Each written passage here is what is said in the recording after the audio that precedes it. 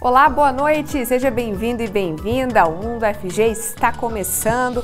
Gente, escolher uma carreira, uma profissão não é tarefa fácil, né? A gente sabe, tem tanta coisa para se levar em conta, desde ali que áreas que são tem mais afinidade com o que você gosta, né? O que você prefere, como que você quer levar a vida no dia a dia, né? Como pensa na sua rotina no futuro. E tem mais, muita gente também analisa as chamadas profissões do futuro. Muitas, na verdade, já estão em alta agora no presente, né? São as profissões ali que prometem muitas oportunidades, né? Que buscam profissionais formados em determinadas áreas para atuar e que muitas vezes têm até dificuldade de ocupar esses postos de trabalho por falta de qualificação, de formação. São dessas profissões do futuro que a gente vai falar hoje. Nós vamos receber aqui especialistas da UFG para conversar um pouquinho. Que profissões são essas, algumas delas, né? Entender também as habilidades que o mercado espera de quem está se formando e já entrando aí para o mundo do trabalho. Vamos lá? Mundo UFG está só começando.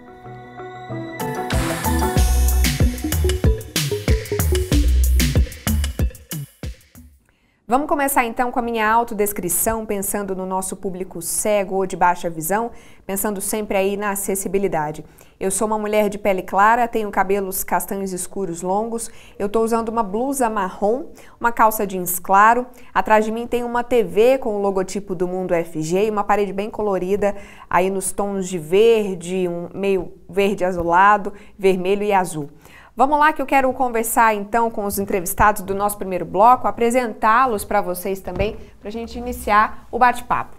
Então aqui com a gente, Gesiel Carvalho, pró-reitor de Pesquisa e Inovação aqui na UFG. Pró-reitor, muito boa noite, seja bem-vindo, tudo bem? Muito boa noite, tudo bem, muito obrigado pelo convite para estar aqui, é sempre um prazer muito grande vir falar aqui na TV UFG. A gente que agradece, pró-reitor. Eu queria começar então pedindo a autodescrição do senhor também. Sim, eu sou também uma pessoa de pele clara, uso óculos de aro escuro, um pouco calvo, estou com uma camisa azul e atrás de mim há uma estante escura e uma parede clara. Perfeito. A gente recebe então também José Clecildo, diretor do Instituto de Patologia Tropical e Saúde Pública aqui da UFG, o IPTESP. Professor José Clecildo, boa noite, seja bem-vindo, tudo bem? Olá, muito obrigado pelo convite, agradeço demais o tema que você está nos chamando, é super importante, excitante, né, da gente poder discutir e falar com os jovens, principalmente, e as pessoas que estão querendo descobrir sua carreira, seu caminho. Eu sou uma pessoa de pele clara, calvo, realmente calvo, né? Não tanto quanto o professor Gesiel. Eu sou muito mais do que ele, uso barba, e nesse momento eu não estou usando óculos. Eu estou usando uma camisa branca e estou num escritório na minha casa, atrás de mim tem armários, não estantes, mas armários. Perfeito. E antes da gente começar a conversar, eu queria convidar você aí de casa para seguir a TV UFG nas redes. Estamos, claro, na TV, né, no seu televisor aí, mas a gente está também super conectado nas redes sociais. @TVUFG para você seguir a gente no Facebook, YouTube, Instagram, Twitter. Lá você pode acompanhar a programação, a gente sempre faz as transmissões ao vivo dos programas também. Você pode mandar sugestões de pauta para a gente, entrar em contato. Temos conteúdos exclusivos também para as redes, você pode acompanhar tudo. Vai aparecer aí na tela também o nosso número do WhatsApp, salva para poder mandar mensagem para a gente, sugerir pauta também. E tem ainda o nosso aplicativo, você aponta a câmera para o QR Code aqui da tela, baixa ele bem rapidinho. Por ele, você pode acompanhar a programação pelo celular, ao vivo, e mandar mensagem também para a nossa produção, para a nossa equipe aqui da TV UFG. Bom, professores, eu queria começar fazendo uma pergunta mais geral, porque a gente sabe que profissões do futuro, né, entre aspas, elas têm, assim, a gente sabe que a tecnologia se destaca, mas a saúde também, ainda mais num contexto de pandemia, mas também tem espaço para produção de conteúdo, enfim, é um leque muito grande. Só que quando a gente pensa no que o mercado pede de profissionais antenados e que se adaptam às mudanças, acho que tem algumas habilidades que meio que são transversais, vocês concordam? Professor Gesiel, o que o senhor acha? O que a gente pode dizer que é essencial, né, para quem está indo para o mercado em termos de habilidades? Sem dúvida, há habilidades que são transversais e que são essenciais em qualquer profissão. Entre essas habilidades está a capacidade de se relacionar com outras pessoas, a capacidade de entender o que outras disciplinas correlatas à sua expressa, então a capacidade de interagir de forma inter e multidisciplinar. Essa é uma outra característica importante, desejável em qualquer disciplina. A capacidade de se adaptar a novas situações, e isso, além das características pessoais e da formação específica, eu penso que tem a ver com uma característica que é fundamental para o exercício de qualquer profissão, que é uma formação sólida naquela especialidade do profissional. Eu acho que essa formação sólida é um requisito essencial que dá a ele a possibilidade de exercer essa interatividade com outras áreas, de ser capaz de se adaptar a novas situações, enfim, de estar apto a engajar em equipes, em geral, multidisciplinares, para resolver problemas, que é o que se espera, especialmente de profissionais altamente qualificados. Professor Clecildo, na área da saúde, seria essa linha também, não é diferente, essas habilidades gerais que se espera de profissionais? Na verdade, a gente, ao falar aqui, a gente está conversando principalmente com pessoas que estão querendo decidir sua carreira por um caminho da via de faculdade, de ensino superior. Mas isso também vale para outras áreas do ensino médio, como a gente tinha muito fortemente no passado e também ainda considero que é, por exemplo, do Serviço Nacional da Indústria e o aprendizado, o Senai, por exemplo, que muita gente participou disso. Eu penso que na área da saúde também, o que eu te diria, assim, complementando esse raciocínio dessas habilidades, e aí vai valer para a saúde, vai valer para ciências exatas, e uma série de profissões que nós vamos comentar aqui, a primeira habilidade que eu entendo é o conhecimento. Então, nós já sabemos hoje que a gente está na era do conhecimento, mesmo que haja um movimento de que tudo está na internet, a gente não precisa conhecer tanto, mas a gente que está lidando com alunos, ensinando para eles e convivendo com eles, e também trabalhando, vamos dizer, a entrada deles no mercado, que é o meu caso, que eu trabalho com alunos que estão entrando no mercado também, empresa júnior, algumas disciplinas que têm a ver com gestão, empreendedorismo. Então, o primeiro situação é o conhecimento, e é estudar mesmo. Eu vou dar um mini exemplo, muito importante. Por exemplo, como que um aluno de nutrição pode não gostar de bioquímica? Porque tem que mexer com o metabolismo da pessoa, tem que entender o que está acontecendo do metabolismo. Então, o conhecimento é muito ligado. E a segunda tarefa, aí não só o conhecimento, mas então a segunda é a habilidade de pensar transversal. Então, a pessoa, quando o professor Gesiel comenta a questão de multiusuário, é esse raciocínio que a gente está migrando de uma educação, vamos dizer, da década de 80, da década de 90, em que se falava muito da interdisciplinaridade. E com o advento da tecnologia da informação e duas áreas, vou botar duas áreas específicas, a tecnologia da informação e a biotecnologia, que envolve desde qualidade de vida, alimento, biocombustível, essas duas áreas nos trouxeram a possibilidade da transversalidade. Então, essa é o mais importante.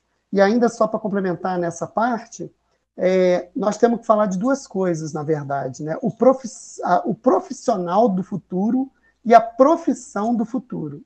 Então, o profissional do futuro, ele já está tendo que trabalhar por essa transversalidade, mesmo que sejam profissões já conhecidas.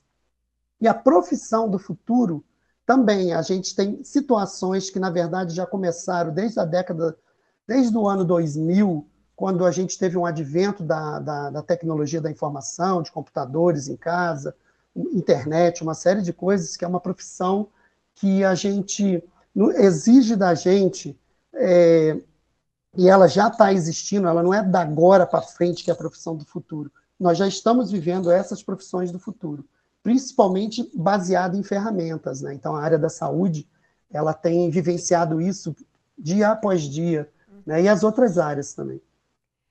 Professor Gesiel, qual que é a importância ou como é que a iniciação à pesquisa, né, científica ainda na graduação pode ajudar? O senhor acha que o mercado de trabalho, mesmo para aquele estudante que não pensa em seguir carreira acadêmica, o mercado está de olho em quem sabe fazer pesquisa, em quem aprende a metodologia científica? Isso tem valor também depois? Pró-reitor, acho que o seu microfone está fechado. Acontece. Desculpa. Imagina. Sem dúvida alguma, é que a participação nesses programas de iniciação à pesquisa são muito relevantes para a formação do profissional, para a qualificação dele, e isso, evidentemente, leva a que o mercado tenha interesse no estudante que tenha passado por programas dessa natureza. E a razão é simples. O profissional, no seu processo de formação, em qualquer nível e na universidade em particular, ele precisa de ter um forte domínio dos conceitos, dos conteúdos da disciplina na qual ele está se profissionalizando, né, ou das disciplinas, né, relacionadas à sua profissionalização, e ele precisa desenvolver a habilidade de correlacionar esses conhecimentos, de usar esses conhecimentos, a metodologia envolvida, para resolver os problemas específicos da sua área de atuação profissional. Seja ela uma área tecnológica, uma área básica, e seja tecnológica em saúde, engenharia, enfim, qualquer que seja a área de atuação do estudante, ter um bom domínio do processo de produção do conhecimento e das soluções na sua área de atuação profissional, desde as humanidades até as áreas tecnológicas das engenharias, é o que se espera, é o que deseja de um bom profissional. E os programas de iniciação à pesquisa, com as suas diferentes variações, oferecem exatamente o ambiente e a oportunidade de o estudante, durante a sua formação no nível de graduação, possa ter contato, né, com esses métodos, com os processos de produção do conhecimento, com os meios através dos quais se aborda e se resolve os problemas na sua área de atuação profissional. Se ele vai ser um pesquisador, um profissional liberal, vai atuar numa empresa, vai ter a sua própria empresa, isso não importa muito. Aquelas habilidades adquiridas certamente terão importância na sua vida profissional futura. Muito interessante, né? Experiência válida para todo mundo, independente do que for vir aí para o futuro. Ô, professor Clecido, a gente tem muitas listas, né? As profissões do futuro para os próximos anos e tal. E tem algumas interessantes, eu estava lendo, que me chamaram a atenção, que é o biotecnólogo e o bioinformacionista. A gente está numa tendência de alinhar a área da saúde, as profissões da saúde, com outras áreas mais informatizadas, tipo análise de dados, tecnologia. É uma coisa atual já? Inteligência da informação, inteligência da informação, né? E esses dois exemplos que você citou, né? Na verdade, a gente tem que pensar assim, dentro de cada área existem especificidades, é o que a gente está vivendo agora, por exemplo, com a Covid, né? Pessoas que trabalham com enzimas, com bioinsumos, né? Com kit de diagnóstico, e tem também, vamos dizer, a área em si, a formação maior. A UFG, ela acabou conseguindo entrar nessa modernidade e criar algumas áreas, algumas carreiras novas e que elas vão se ajustar no mercado, né? Mas já são necessidades em função de demandas que a sociedade criou, né? Então, por exemplo, eu acho que também nessa escolha da carreira tem uma coisa que eu queria comentar, Letícia, é que nessa escolha, nessa decisão, a gente pode citar vários nomes aqui, de nomes bonitos de universidades no exterior, que criaram carreiras novas e tudo mais, né? Como a área de bioinformática. Mas eu acho que, assim, existem também algumas áreas, hoje já rotineiras e específicas, que a gente já conhece, a minha, por exemplo, de biólogo, o professor Gesiel de físico. A gente já sabe os papéis da carreira, e essa carreira, ela está, aos poucos, se moldando com uma nova realidade. Então, eu queria dar o exemplo sem diminuir, mas eu acho que até aumentando, né? Porque às vezes a gente fala uma carreira fica pode parecer que a gente está diminuindo, mas não é, eu estou aumentando. É a área de biomédica. Então, por exemplo, a gente vai nos laboratórios hoje, antigamente tinha alguns laboratórios onde temos a cidade aqui em Goiânia, a UFG, em que tinham várias pessoas trabalhando numa parede lá, de uma janela de vidro, e hoje a gente sabe que essas rotinas de diagnósticos, elas se automatizaram, assim como várias coisas na indústria se automatizaram. Então, a gente tem hoje, como é pensado, por exemplo, nos Estados Unidos, que a biomedicina é uma grande área que envolve a medicina, que envolve a enfermagem, e hoje a gente tem uma migração, que é isso que a gente tem que, de alguma forma, passar para os nossos alunos, que a biomedicina, além daquilo que ela fazia, hoje ela é muito mais voltada para a pesquisa. E essa pesquisa que eu estou dizendo, eu não estou dizendo a pesquisa científica, acadêmica, é uma pesquisa dentro das universidades, pesquisa dentro das empresas, que é a necessidade de kit diagnóstico, vacina, dispositivos médicos, terapias gênicas. Então, assim, cada profissão, eu dei o exemplo de uma, como citei também da nutrição, né? Cada profissão, ela tem que ter uma plasticidade, e aquele profissional que está se formando, e se você perceber a minha fala e a fala do professor Gisel, a gente ainda está dizendo a mesma coisa de todos os anos para trás. Estude.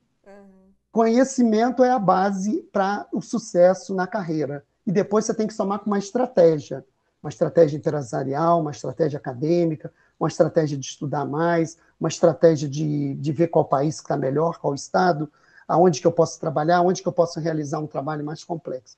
Eu não sei se eu me alonguei, mas assim, o cenário ele é muito grande e, ao mesmo tempo, eu não gostaria aqui de que, como a gente está conversando com jovens, principalmente jovens que estão na escolha do Enem, que essa escolha não seja simplesmente assim, eu vou fazer biotecnologia porque é um nome novo, e aí eu queria fazer uma brincadeira. A primeira dificuldade desses cursos novos, como inteligência artificial e biotecnologia, é dentro de casa. Não é achar emprego, é explicar para os pais, para os familiares, para a avó, o que significa aquela profissão. A gente convive com isso demais no nosso curso de biotecnologia e outras coisas. Então, assim, é muito bonito o momento que a gente está vivendo, e eu acho interessante que esses alunos tenham tanta firmeza de conseguir fazer essa explicação. Eu não sei se eu me alonguei, mas... Não, imagina. Professor, o senhor foi falando, eu me lembrei que a gente, por exemplo, nesse contexto da Covid, tem algumas tecnologias, a questão do RNA mensageiro, essa tecnologia tão importante para a vacina. Uma vez eu até entrevistei o senhor, em outra ocasião o senhor comentou, isso é essencial, essa tecnologia é muito forte, enfim, vem com tudo mesmo. Queria que o senhor pudesse dar exemplos de áreas, não só novas, mas como o senhor disse, de áreas mais clássicas, que atuam pensando num contexto de um mundo que luta contra uma pandemia, né, e que se alerta para o risco de outras. Enfim, resumindo a pergunta, o que é a tendência na área da saúde hoje? Esse exemplo que você deu do RNA mensageiro, a gente está convivendo com... todas as vacinas são excelentes, e a gente recomenda a todos, né, o uso de máscara e as vacinas, mas a ciência está avançando muito. Eu vou dar um exemplo, eu conversei com uma pessoa, e eu espero que eu não esteja errado nessa esperança, com uma pessoa que está com Alzheimer, mas naquele momento ele conseguia conversar comigo bastante, e a gente sabe, por exemplo, que tem alguns casos e que estão com a memória, elas esqueceram, não quer dizer que ela tem essa doença, né? E elas esqueceram, estão esquecendo de algumas coisas. Ou seja, um vírus está dando um gatilho em alguma coisa fisiológica, bioquímica, biológica na pessoa, em que faz com que a gente esqueça.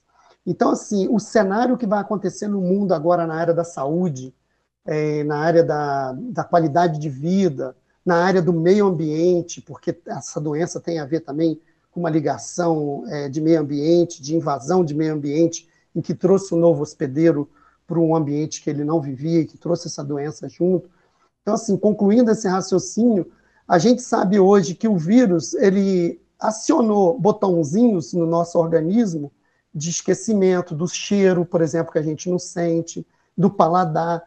Então, daqui a mais 5 anos, 10 anos, a ciência vai descobrir o que foi que aquele organismo ligou de chave ou desligou. E isso pode ser que seja uma solução para outras doenças, que é a esperança do Alzheimer. E eu conversei isso do jeito que eu estou falando, espero, assim, tem tanta gente especialista nessa área, né?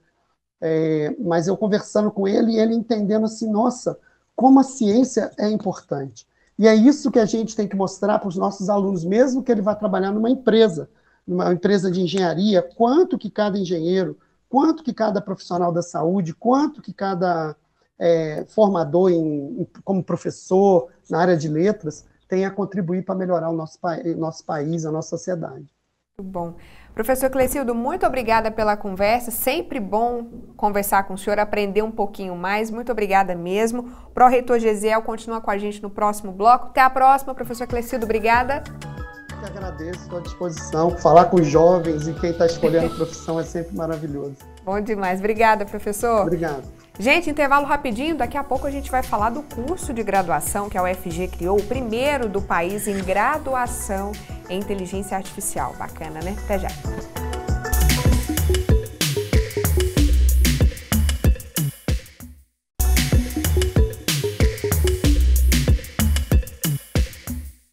Estamos de volta com o Mundo UFG. Antes da gente continuar, na verdade, a nossa conversa sobre profissões do futuro, quero te convidar mais uma vez para seguir a gente nas redes sociais. @TVUFG no Facebook, YouTube, Twitter, Instagram. Por lá você pode entrar em contato com a gente, acompanhar as novidades da programação, tem conteúdos exclusivos também para as redes, tudo você fica sabendo por lá. A gente está também no WhatsApp, o nosso número está aparecendo aí na tela, salva o contato para poder mandar sugestão de pauta, enfim, conversar com a gente aqui da TV UFG. E tem o nosso aplicativo também, o QR Code está aparecendo aí na tela, é só apontar a câmera, você baixa ele bem rapidinho, acompanha a programação ao vivo, fica de olho em tudo que tá vindo aí também, né? Dá para ver a programação completa do nosso canal e também mandar mensagem pra gente, tá bom? Pessoal, vamos continuar a conversar então sobre as profissões do futuro. Nesse segundo bloco, a gente continua com o professor Gesiel Carvalho, pró-reitor de Pesquisa e Inovação da UFG, mas chega aqui também Anderson Soares, professor do Instituto de Informática da UFG, né? Atual coordenador da graduação em Inteligência Artificial. Professor Anderson, seja muito bem-vindo, boa noite, tudo bem? Boa noite, é um prazer estar aqui com vocês, né? Em companhia aí do nosso pró-reitor, um profissional que eu estimo bastante. E estamos aqui para tirar todas as dúvidas e discutir esse assunto bastante instigante. Muito bom. Professor, antes de começar, eu queria então pedir a sua autodescrição, por favor. Eu estou sentado atrás numa cadeira preta, vestindo uma camiseta cinza com detalhes vermelho e azul e estou usando fones de ouvido. Perfeito. Professor Anderson, uma pesquisa rapidinha que a gente joga ali no Google, profissões do futuro ou profissões em alta, a lista ela é muito preenchida por profissões da área de informática, de tecnologia, digital. É impressionante, assim, como está em alta, né? TI, tem até uma pesquisa da FGV que fala que entre 2012 e 2019 houve um crescimento bem significativo de ocupações relacionadas à tecnologia. Queria que a gente pudesse citar, professor, áreas, profissões ou tecnologias, não sei se a gente pode falar assim, que estão em alta hoje, que vale a pena investir pelo ponto de vista aí do mercado, pela receptividade do mercado. Perfeito. Eu vou dar um exemplo que ajuda a ilustrar muito, né? Eu sou um convertido digital praticamente. Tudo que eu posso fazer de forma digital eu faço, mas nem todas as pessoas são assim, na verdade. Então, o meu pai e a minha mãe, por exemplo, não são dessa geração. Eu tive muita dificuldade de explicar para minha mãe que ela não precisava ir no banco para tirar o extrato da conta dela. E o meu pai também. Então, o que acontece aí? Nós temos pessoas cada vez mais usando produtos e serviços digitais. Quanto mais digital for as pessoas, a sociedade, mais você vai precisar das chamadas tecnologias da informação e coisas similares, como engenharia, e algumas profissões correlatas. Então, isso faz com que tenha uma demanda cada vez mais crescente de profissionais que desenvolvam soluções nesse âmbito do mundo digital. Então, no exemplo que eu comecei a dar, né, a gente vai precisar cada vez menos de agências bancárias e cada vez mais de aplicativos e softwares e tecnologias para o mundo digital. E isso a gente pode generalizar para várias outras situações do nosso cotidiano, certo? Então, é isso que está acontecendo e que está impulsionando essa demanda por profissionais de tecnologia. Muito bom. Professor Gesiel, o senhor tem doutorado em Ciência e Engenharia de Materiais, né? O professor Clecido até adiantou, o senhor tem graduação em Física e doutorado nessa área de Engenharia de Materiais. A UFG, a partir do ano que vem, vai ter um curso de graduação em Engenharia de Materiais. Eu queria ouvir o senhor um pouquinho sobre isso, pensando nas tendências atuais do mercado e para o futuro, o que a Engenharia de Materiais traz e qual que é a importância de a UFG ter esse curso. Boa tarde, professor Anderson. O professor Anderson, ele ilustrou muito bem a natureza transversal das atividades relacionadas às tecnologias da informação. Quer dizer, isso se aplica nas atividades do setor financeiro, na medicina, como mencionado no bloco anterior, na conversa com o professor Pecildo. Então, há uma transversalidade, qualquer que seja a área de atividade humana, inclusive das profissões, consequentemente, você necessita das tecnologias da informação e, como mencionou o professor Anderson, essa necessidade ela é crescente, cada vez maior, nós vamos abandonando outras... Ou antes de abandonar, nós vamos introduzindo, né, metodologias, processos de trabalho, que requerem as novas tecnologias, as tecnologias da informação. Então, é uma atividade transversal. Os materiais também, eles são absolutamente transversais. Se nós olhamos ao nosso redor, né, o que temos são materiais. Né? A evolução, inclusive, da humanidade, até certa época, foi demarcada pelo o uso dominante de um certo tipo de material. Né, a era do bronze, do ferro e assim por diante. Então, os materiais também, eles são elementos que estão presentes em todas as atividades, em todos os ambientes que nós vivemos. Né?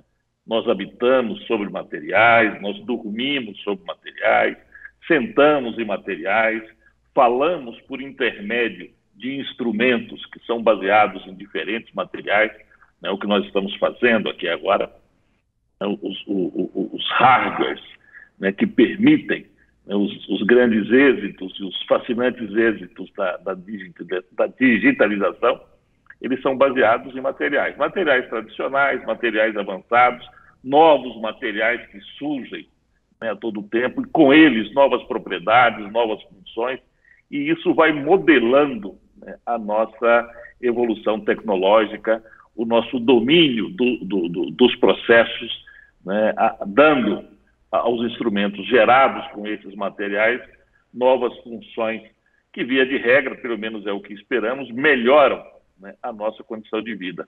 Então, a engenharia de materiais, ela trata disso, né, ela trata do uso desses materiais aplicados ao desenvolvimento de dispositivos, de processos. Então, é muito importante para a UFG ter um curso na área de engenharia de materiais. Hoje nós temos um curso de engenharia física, onde uma das áreas de concentração é física de materiais, mas ter esse curso, então, é algo importante, porque vai formar profissionais com capacidade de contribuir de uma maneira também bastante transversal para as atividades econômicas, sociais, culturais, inclusive, que nós temos. Perfeito. Professor Anderson, inteligência artificial, sem dúvida nenhuma, está ali, né, no ramo de profissões em alta e do futuro, né? Saber lidar com a inteligência artificial. A UFG teve esse pioneirismo de lançar um curso em 2019 de graduação, não uma especialização, não uma disciplina, mas uma graduação inteira em IA. Queria saber um pouquinho, o pessoal que está assistindo a gente que tem interesse, como é que é o curso, que habilidades que são desenvolvidas e por que é importante ter um curso só para isso, só entre aspas, né? Porque IA é um universo enorme, né? Exatamente, um universo enorme.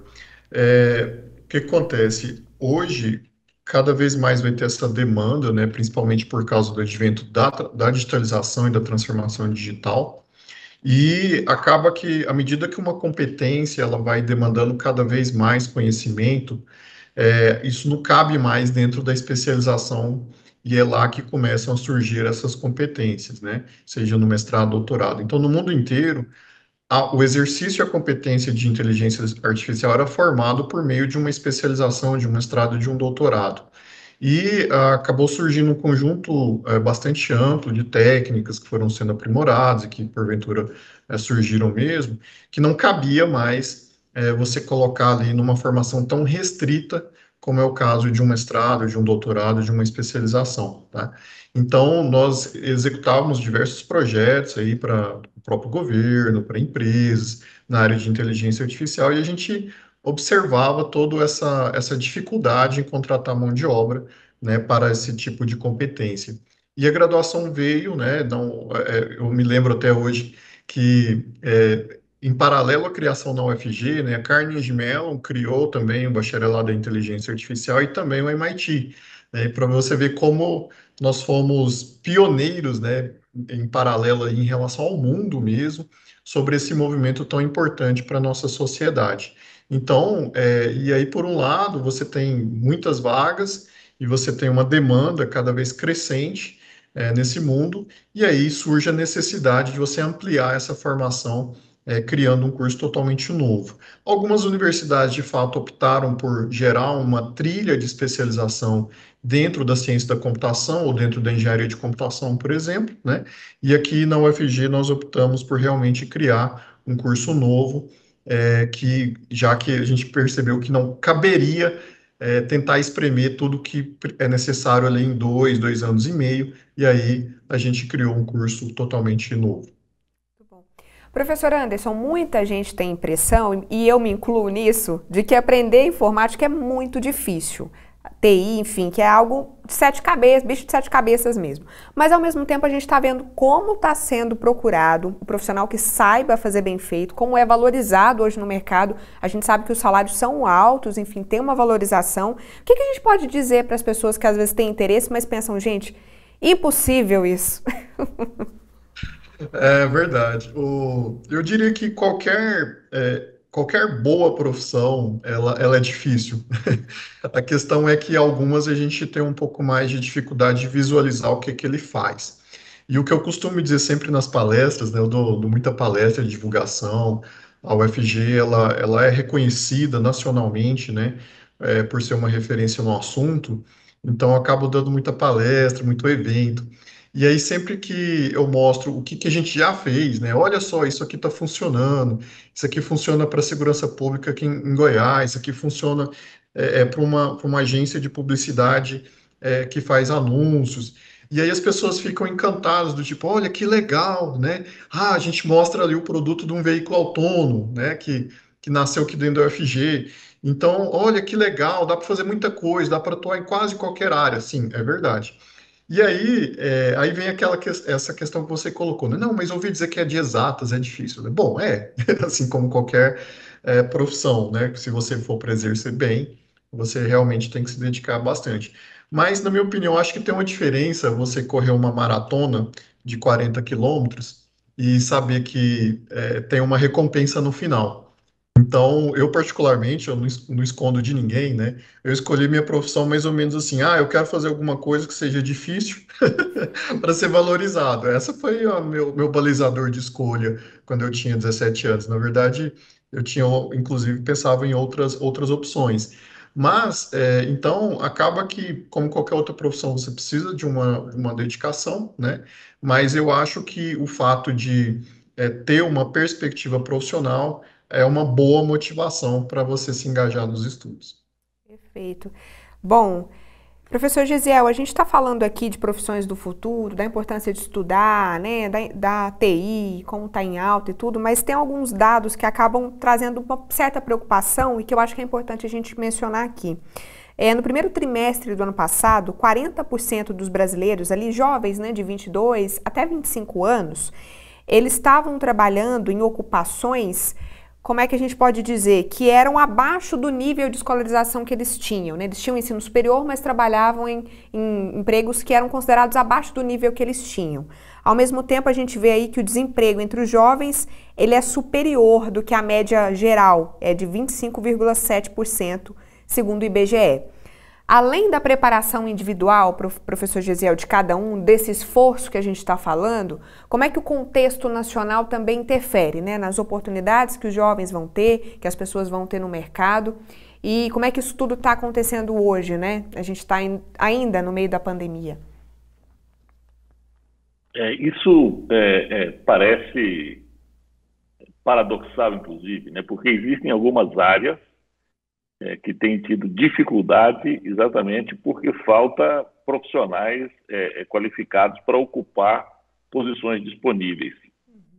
Mas, de maneira geral, o que acontece hoje no Brasil é um processo econômico que tem limitado a geração de novos empregos. O Brasil passa por um processo de desindustrialização que é muito relevante, isso vem já de algum tempo. E, evidentemente, esse processo acaba levando à redução de vagas, né, para aquelas carreiras profissionais mais qualificadas. Não é a análise desses números que você menciona, não é uma tarefa simples, precisaria de estudar melhor os fatores envolvidos nisso, mas, de maneira geral, há de um lado uma demanda cada vez maior, e isso é consequência do processo de desenvolvimento do país, cada vez maior, uma demanda cada vez maior por profissionais qualificados, mas, ao mesmo tempo, as dificuldades econômicas, a crise econômica gera, né, imediatamente um fenômeno de desemprego, que é o que nós vivemos hoje de uma maneira dramática no país, e isso afeta todos os setores, né? Afeta tanto aquelas posições mais qualificadas, talvez afete menos essas posições, e afeta também aqueles profissionais de menor nível de qualificação. E aí, eventualmente, um profissional mais qualificado acaba, né, por favor de se manter materialmente, ele acaba aceitando uma posição de trabalho que não corresponda àquela sua qualificação específica. Acho que essa é uma possível explicação para esses números. E há também o fato de que, às vezes, a pessoa tem a qualificação formal, né, mas, por alguma razão, não tem uma identidade com a profissão que ele escolheu, e aí faz a opção por desenvolver outro tipo de trabalho. O professor Anderson levanta a questão com a qual eu concordo, que toda boa profissão ela é difícil, mas eu complementaria dizendo que ela é difícil no sentido de que ela exige muita dedicação, muito esforço, muito trabalho. De maneira geral, é acessível a qualquer pessoa que esteja disposta, evidentemente, como ele mencionou, a pagar o preço necessário para ter o domínio daquelas competências que são requeridas. E as profissões mais qualificadas, hoje, provavelmente mais do que em qualquer tempo, requer um esforço permanente. Não basta você terminar o seu curso, agora está resolvido o problema, sou um profissional altamente qualificado, vou arranjar o meu emprego e está tudo resolvido. Na verdade, tem que estudar permanentemente, não pode parar de se qualificar, de melhorar, de observar quais são os novos desafios, onde é que a sua profissão, onde é que as posições melhores, né, estão se apresentando em maior número, e tem que correr atrás de se capacitar, de melhorar, de especializar para estar à altura da demanda do mercado. Para encerrar, eu só lembro o seguinte: quando nós tivemos ali, alguns anos atrás, né, uma política econômica aqui no Brasil que produziu um processo de crescimento que perdurou por alguns anos, o que nós tivemos foi uma corrida assim enorme por engenheiros, por profissionais de TI, por profissionais nas áreas de saúde, por profissionais de comunicação. Enfim, se há um processo de desenvolvimento, de crescimento econômico, há uma demanda profissional em todas as áreas. se há uma política econômica que nos leva, né, à crise, né, à diminuição da atividade econômica, todos sofrem, inclusive os profissionais mais qualificados. Esses, volto a dizer, talvez menos do que aquelas profissões de menor qualificação. Perfeito. Nosso tempo está acabando, mas eu queria muito ouvir o professor Anderson sobre o seguinte, mais um dado que eu quero trazer aqui, né, para a gente pensar. De acordo com a PNAD, 20% só dos profissionais de TI são mulheres, professor. Essa área ainda é muito dominada por homens, pelos dados, né? O que a gente pode fazer para incentivar a participação mais plural também na TI? Como é que o senhor vê isso? Esse é um dado bastante curioso, né, que a gente tem que trabalhar para estimular mais a participação feminina. E para quem não sabe, né,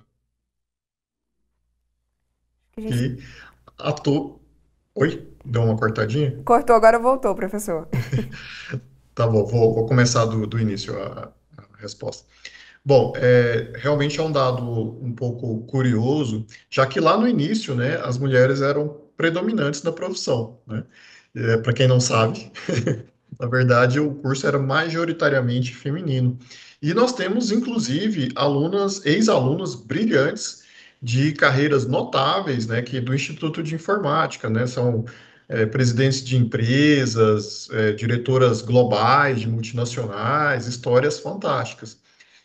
E eu queria colocar um dado importante, que na primeira turma do bacharelado em inteligência artificial, né, houve uma aluna que ela tirou 10 em todas as avaliações do primeiro semestre. Então, acho que a gente tem que mostrar que existem também esses casos de sucesso, esses casos de referência, para que as meninas, né, possam se inspirar e ver que também é uma profissão para elas, né? Essa questão que eu disse, né, de ex-alunos brilhantes, recentemente o Instituto de Informática foi fazer esse levantamento para fazer indicações de algumas premiações, alguns reconhecimentos, e quando a gente foi ver a lista, né, os maiores destaques eram as mulheres. Então, para você ver, né, se você tem aí 15, 16, 17 anos, está pensando na profissão, saibam que, olha, é impressionante como pode até ser um volume menor atualmente, mas a qualidade claramente está melhor, tá bom? Então, trazer esse dado também que é inspirador, eu diria, né? E para quem não sabe, apesar de eu ser meio a cara, né, do curso de IA, eu sou casado com a professora Thelma Soares, né, que é também da área de inteligência artificial, e dizem nos bastidores que é o grande segredo, né? Só essa cara aqui que acaba... E eu lembro, inclusive, alguns anos atrás, quando eu discutia com ela, não, você que vai dar as palestras, você que vai aparecer. Eu falei, então tá bom, né? Eu faço esse esforço. Então, assim, né, pode ser até quantitativamente menor, mas eu diria, sem sombra de dúvidas, que qualitativamente, em termos de qualidade, eu acho que é até superior à presença masculina, viu? Muito bom. Professor Anderson, professor... A presença feminina, né, professor Anderson? É superior. Isso, a presença feminina, exato. Muito bom. Corrigido, tudo certo agora então. Professor Anderson, professor Gesiel, muito obrigada pela conversa, viu? Muito bom poder aprender um pouquinho mais. Acho que a gente conseguiu dar dicas aí pro pessoal de casa, né? Que tá pensando em profissões, enfim, tem muita coisa disponível. Dá uma olhadinha com carinho nessas profissões do futuro, porque vale a pena. Gente, intervalo rapidinho, no próximo bloco vamos ver uma pesquisa que é exemplo clássico daquilo que a gente falou no bloco passado, a união da saúde com outras áreas, como inclusive inteligência artificial. Até já!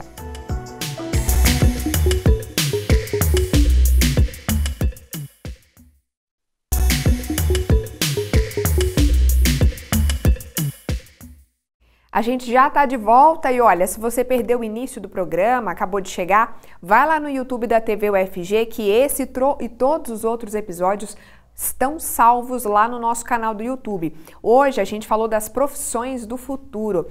E para quem estava aqui comigo desde o início, lembra que no primeiro bloco a gente comentou muito da relação de saúde com tecnologia e outras áreas também? Vamos conferir uma pesquisa da UFG, gente, que desenvolveu um diagnóstico para o glaucoma usando inteligência artificial, acredita? É muito bacana, vamos rodar a reportagem para você entender. E ela foi gravada antes da pandemia, tá? Por isso está todo mundo sem máscara. O glaucoma é uma das principais causas de cegueira no mundo. Geralmente demora a apresentar sintomas, mas com o tempo vai prejudicando a visão periférica. Para parar a doença, o primeiro passo é o diagnóstico e cientistas de Goiânia estão trabalhando numa nova tecnologia para isso. O glaucoma é uma alteração no nervo óptico. Para nossos olhos ficarem tonificados, redondinhos, o corpo produz um líquido a todo instante, o humor aquoso. Para escoar esse líquido, temos uma espécie de ralinho, chamado ângulo da câmara anterior. Quando o corpo produz muito desse líquido ou o escoamento não funciona bem, a pressão no interior dos olhos aumenta e provoca a lesão no nervo óptico. No exame desenvolvido pelos pesquisadores, o paciente coloca estes óculos que têm luzes nas cores azul, vermelha e verde, além de uma câmera. À medida que as luzes se acendem, a reação da íris é filmada, gerando um vídeo. Depois, tudo se transforma em dados na tela do computador. O coordenador da pesquisa é o professor Ronaldo Costa, do Instituto de Informática da UFG. Professor, a base da tecnologia é inteligência artificial, não é isso? Sim, é inteligência artificial aplicado junto com algoritmos de visão computacional. E na prática, como funciona? Como é que a inteligência artificial auxilia o médico no diagnóstico? A inteligência artificial ela é aplicada sobre os dados gerados por esse exame. O óculos ele realiza a gravação de todos os movimentos do olho humano através de algoritmos específicos de visão computacional. Os dados são extraídos, várias informações, características do olho humano são extraídos. Isso gera uma massa de informações, uma massa de dados, e esses dados são processados e analisados pelos algoritmos de inteligência artificial. Toda essa análise, então, gera subsídios para que o oftalmologista tome as decisões sobre o exame. Para a gente demonstrar como é que esse exame funciona, vamos contar com a ajuda do Marcelo. Ele é nosso colega, apresentador do Se Liga na UFG e do Enredo Cultural e faz o exame preventivo, os exames, na verdade, preventivos para glaucoma todos os anos, não é, Marcelo? Por quê? Me conta. Bom, Letícia, pelo menos uns 8 anos, todos os anos eu faço alguns exames, porque na minha família tem casos de glaucoma, A minha mãe, ela inclusive precisa passar por um procedimento cirúrgico e a gente acabou tendo que tomar esse cuidado preventivo, Já fez agora em 2019? Em 2019 eu ainda não fiz, Eu fiz em 2018. Tá na hora então, vamos lá? Vamos.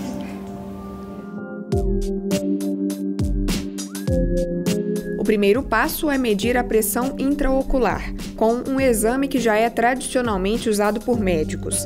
Depois, o Marcelo fica 10 minutos em uma sala escura para as células da retina descansarem e responderem melhor aos estímulos do exame. Hora de colocar os óculos. A precisão da câmera que filma os olhos é de 30 frames, ou 30 fotos por segundo. Por isso, a tecnologia filma e analisa detalhes que poderiam não ser percebidos pelos olhos do oftalmologista. Exame feito e a notícia para o Marcelo é boa. Não foi identificado glaucoma. É um protótipo que nós estamos desenvolvendo e que, com o passar do tempo, e ao ensinamento da máquina, porque é uma utilização de inteligência artificial, nós temos que ensinar, ter a experiência da máquina. Então ela aprende consigo mesmo, assim como os humanos. A gente vai apresentando para elas pacientes que possuem glaucoma e pacientes que não possuem glaucoma, e ela vai aprendendo, entendendo que a resposta à luz pupilar de um paciente com glaucoma e a resposta da luz pupilar do paciente que não tem glaucoma, elas são diferentes. E aí, depois que ela aprende, sabendo o que é cada um, nós apresentamos um terceiro indivíduo. E aí ela conta para nós. A gente não conta para ela que fala. Não, esse paciente tem 97% de chance, 96% de chance de ter doença ou dele não apresentar essa alteração. Para 2019, o plano dos pesquisadores é concluir a construção de uma plataforma de software para que o exame seja feito em qualquer lugar do mundo com conexão à internet.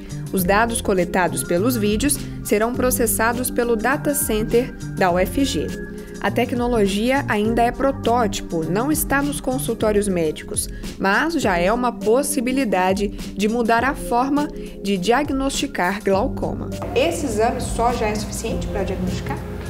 Isso, hoje nós precisamos do tripé, dos 3 exames para chegar ao diagnóstico.